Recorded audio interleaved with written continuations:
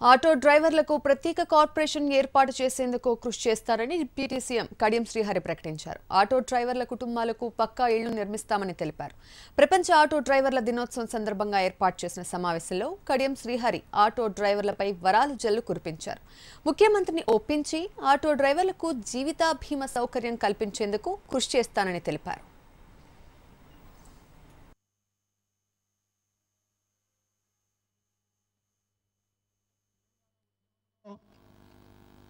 Auto drivers the ప్రముఖమైన పాత్ర అని చెప్పడంలో నాకు ఎలాంటి సందేహం లేదు.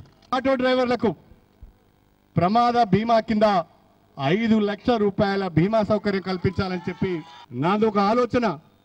ఆటో డ్రైవర్లకు కూడా మనం పక్కా ఇళ్ల నిర్మాణం చేయాలని చెప్పి సందర్భంగా ఇచ్చారు.